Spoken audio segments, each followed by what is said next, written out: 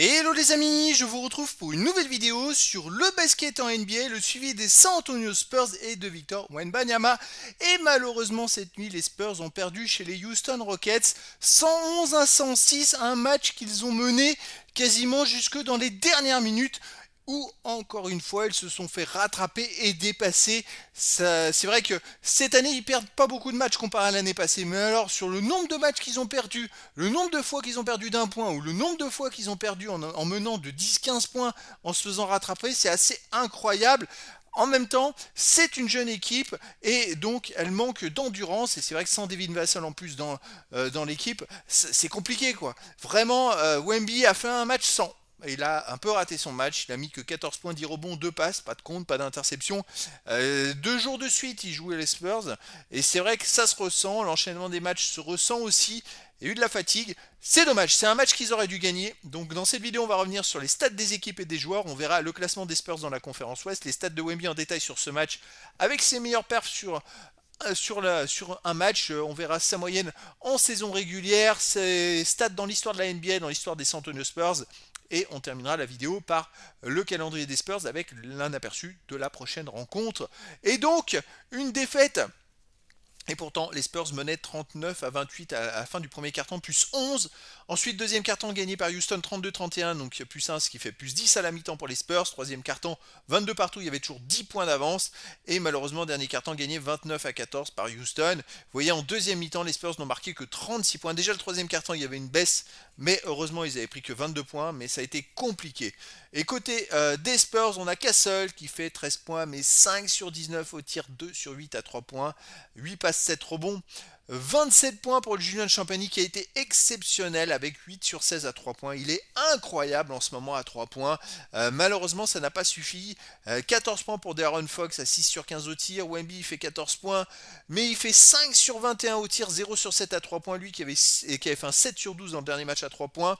Harrison Barnes 6 points, 2 sur 6 au tir en sortie de banc. Kelton Johnson 12 points avec 5 sur 9 au tir. Cornet 8 points, Harper 8 points. Mais voilà, tout le monde a pris des rebonds et eu des petites stats, mais il y avait une fatigue générale. Enfin, une fatigue, non. Pendant les 3 quarts du match, non. C'est, je veux dire, tenir jusqu'au bout qui a été compliqué. En face, il y avait du lourd. Il y a quand même Kevin Durant qui met 18 points avec 7 sur 12 au tir. Thompson met 16 points, 10 rebonds, 6 passes. Jabari Smith, 17 points, 7 sur 13 au tir. Sangun, il met 20 points, 13 rebonds, 9 passes. Il a raté le triple double pour une passe, il fait 16 sur 13 au tir. En sortie de manche, Shepard met 21,8 sur 17 au tir. Il y avait du lourd en face, ça jouait, hein, ça y allait. Hein. Au niveau des statistiques, il y a Clint Capella aussi qui a mis 6 points. C'est vrai qu'il a joué 12 minutes. Et au niveau des stats, Houston a tourné à 51,8% à 2 points contre 39% pour les Spurs. Alors pourtant, les Spurs, ils perdent que de 5 points, c'est fou. 37% à 3 points pour les Rockets, à 28% pour les Spurs. C'est quand même assez dingue. Et les Spurs n'ont tiré que 10 lancers francs aussi. Donc on voit, il y avait un peu de fatigue. Et sinon, il y a eu 45 rebonds à 43 pour les Spurs. 29 passes décisives à 24. Mais pour les Rockets, on va regarder les autres stats. 7 interceptions pour les Spurs à 5. Les blocs, 5 pour les Spurs, 9 pour les Rockets. Alors c'est vrai que les Rockets ont été plus adroits à 2 points, à 3 points. Mais au final, c'est vrai que les Spurs, ils ont tiré beaucoup plus. Ça, c'est la magie de prendre 2 rebonds de plus. Surtout, ils ont pris peut-être 2 rebonds, mais attention, ils ont pris 2 rebonds de plus au total. Mais en rebond offensif, les Spurs ont pris 8 rebonds offensifs de plus, qui redonnent une occasion de tirer. Donc voilà, mais ça ne suffit pas quand on est fatigué, maladresse, c'est ça le plus embêtant. Allez, on va oublier ce match, tant pis. C'est comme ça arrive. Hein. Alors dans la conférence Ouest, les Spurs sont quand même deuxième avec 30 victoires et 14 défaites. Et ils ont une défaite d'avance comparé aux Nuggets et aux Rockets qui reviennent juste derrière très très fort. Donc voilà, il y a vraiment un duel avec pas mal d'équipes jusqu'à Minnesota qui est 7ème. Vous voyez, Minnesota, il y a une journée, ils étaient capables d'aller revenir sur les Spurs. Maintenant, ils sont 7ème. Les 7 premiers se tiennent en 3 victoires, c'est très serré. Wemby dans ce match, bon, il a joué 30 minutes, mais malheureusement, il met que 14 points à 5 sur 21 au tir, 0 sur 7 à 3 points, 4 sur 4 au lancer franc. C'est dommage, c'est très frustrant. Il fait 5 rebonds offensifs, belle perf, 5 rebonds défensifs, 10 rebonds au total, 2 passes décisives, mais aucune interception, aucun contre. Un seul ballon perdu, c'est plutôt encourageant, 4 fautes, mais moins 14 quand il est sur le terrain. En même temps, il n'a pas été super adroit. Donc voilà, ça arrive. On ne peut pas non plus demander qu'il marque à 50 points à tous les matchs. C'est comme ça. Il faut qu'il s'adapte aussi à sa situation de cette année où, pour éviter les blessures, il doit moins aller au contact. Et forcément, s'il voit moins au contact, eh ben, il va faire moins de contre. Il faut qu'il se place différemment. Voilà, il faut s'adapter aux adversaires qui s'adaptent à lui aussi. Donc, il faut être indulgent, hein. Il est jeune, hein, il a que 22 ans. Donc, voilà. Allez, les stats en carrière de Wemby, donc c'est moyenne baisse, hein. 24.4, 10 rebonds 8, 2 blocs 5, c'est plus le meilleur, 2 contre 5, c'est plus le meilleur contreur NBA, mais c'est comme ça. Dans l'histoire de la NBA, alors ça c'est intéressant. Bon, dans les comptes, bah, il stagne, hein. Il est 9ème, hein, de l'histoire à 22 ans. Avec 507 comptes, il en manque 20 pour rattraper Kevin Garnett qui est 8ème. Ça va être compliqué, hein, vu la situation, mais par contre, quand même, il progresse dans toutes les autres statistiques. Et c'est vrai qu'il est maintenant à 3 points tentés, il est 40ème. Et à 3 points marqués, il est 37ème à 22 ans. Bon, il est dans les 50.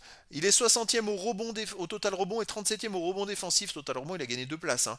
Et donc la saison passée, il avait fini 43e au total rebond. Et là, il est 60e. Il va bientôt rattraper la place de l'année passée et faire mieux. Ça, c'est intéressant. Les lancers francs marqués aussi. C'est ça qu'il faut surveiller. Il faut regarder que Wemby progresse sur l'ensemble de la saison. Il reste quand même plus de 30 matchs à jouer. 30 matchs, il met 20 points par match. Les amis, ça lui fait 600 points. Avec ces 600 points, il peut largement être dans les 50 meilleurs marqueurs de l'histoire de la NBA, entre autres, et puis pour les autres stats aussi, bien progressé. Allez, dans l'histoire des Spurs, est-ce qu'il a gagné des petites places? Alors, il va peut-être en perdre parce qu'avec des joueurs qui percent derrière, hein, les jeunes, ça peut arriver, mais il n'a pas gagné de place pour l'instant, mais il se rapproche. Il n'est plus qu'à 91 rebonds de Mark Olberding à 22 ans, pour dépasser Mark Olberding et devenir le meilleur rebondeur des Spurs à 22 ans. On va surveiller tout ça. Sinon, je regardais les autres statistiques. Bon, bah, il grappille des petites places, surtout au général, hein, mais au général, il y a 98, 100 joueurs des Spurs différents, peut-être plus de 100. Et sur 400, pardon, 400 joueurs qui ont joué pour les Spurs. Donc voilà, il est quand même dans les 30-40 premiers, dans plein de statistiques déjà dès maintenant, hein. Et il vient de gagner 2 places d'ailleurs au lancer franc marqué, où il est maintenant 25e de l'histoire des Spurs. Au contre, à noter qu'il est 7e de l'histoire des Spurs. C'est quand même pas mal avec si peu de temps de NBA. Allez, calendrier les amis. Alors, la prochaine rencontre, ce sera à 3h du matin heure française le 23 janvier, donc dans 2 jours. Et les Spurs vont jouer chez les Utah Jazz. Alors, les Utah Jazz, c'est 15 victoires, 29 défaites. Et à domicile, 10 victoires, 12 défaites. Les Spurs, 30 victoires, 14 défaites. Et à l'extérieur, 13 victoires, 9 défaites. Donc voilà, il y a un gros écart entre les deux équipes. Voilà les amis, je vous dis à très bientôt pour une nouvelle vidéo.